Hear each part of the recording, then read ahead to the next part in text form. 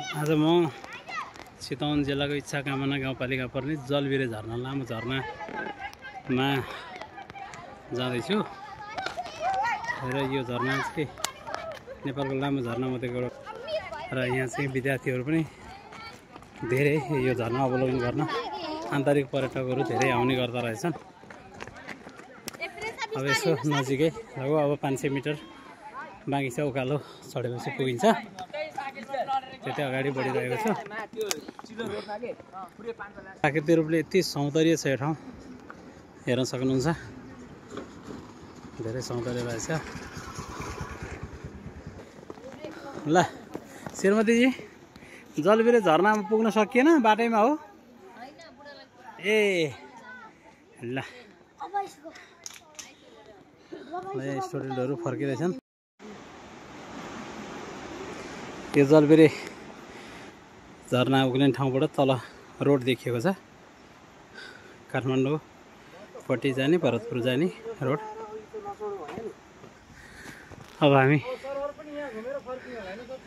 हो जलबिरे झरनाको नजिकै आइपुग्यौँ। हामीले अब फर्किने झरनामा आइपुगेका छौँ। प्राकृतिक रूपले धेरै सौन्दर्य छ झरना।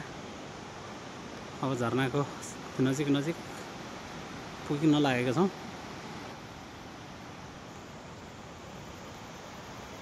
ल लामो झरना, वेलकम टु लामो झरना जलबिरे। आइसक्यो त, त्यही त हो। अलिकति जानु न भित्र। ल लामो झरनामा हामी जाँदैछौँ।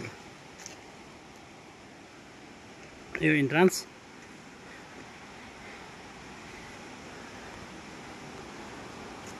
रमाइलो रहेछ। त्यहाँबाट सिँढीबाट मान्छेहरू उकालो लाग्दै हुनुहुन्छ। के छ सुशोभित, जलबिरे झरना पुग्यो? पुगेन?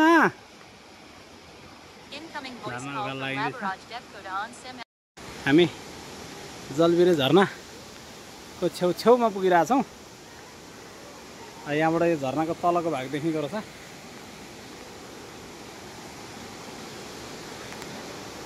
बिस्तारो है, बिस्तारो बच्चे लोग।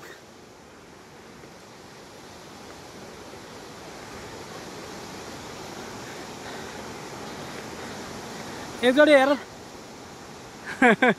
एकजोडी हेर त यता। ल म एउटा फोटो खिच्दै। ल यता हेर, यता हेर त। सबै फर्क न, फर्क।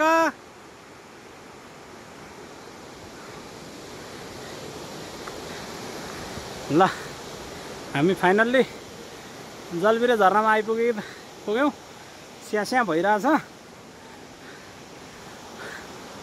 अब यहाँ जति नजिक आयो त्यति एकदम यो उकालो उक्लेको बिर्सिरहेको छौँ हामीले। आहा, ल है यो पो हो त है। ल है, ल यता। ल क्या राम्रो। ल जलबिरे झरना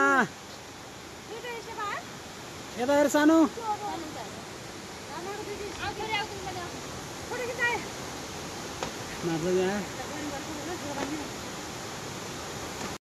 ल हामी फाइनल्ली जलबिरे झरनामा आइपुगेका छौँ।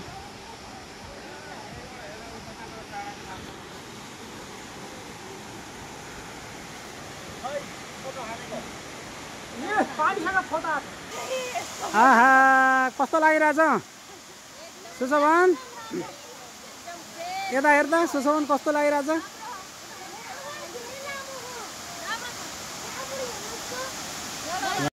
ल है सुशोभित, उक्लिन सकिन्छ?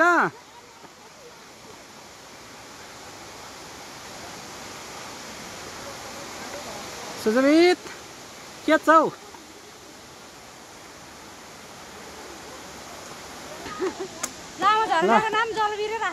फाइनल्ली जलबिरे झरनामा हामी आइपुगेका छौँ। झरनाको नाम चाहिँ लामो झरना रहेछ।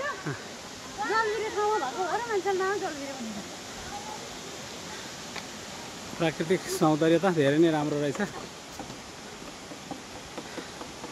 र यो ठाउँमा आउनुपर्ने रहेछ एकपटक।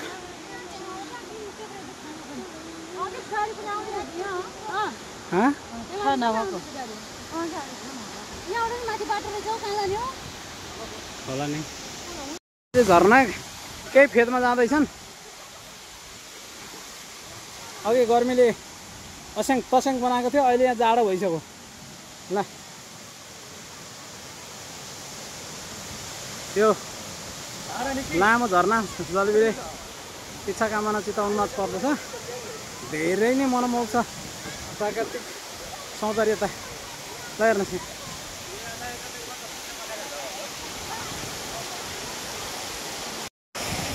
अहिले हामी जलबिरे झरनामै आइपुगेका छौँ। अब मैले मास्तिर झरनामा फर्काइरहेको छु। हेर्नुहोस् आकाशमा पुग्दा पनि झर्न सकिँदैन। ल हेर्नुहोस् कति राम्रो देखिन्छ जलबिरे झरना चितवन। कान्छो नजाऊ है त्यता बित्छ।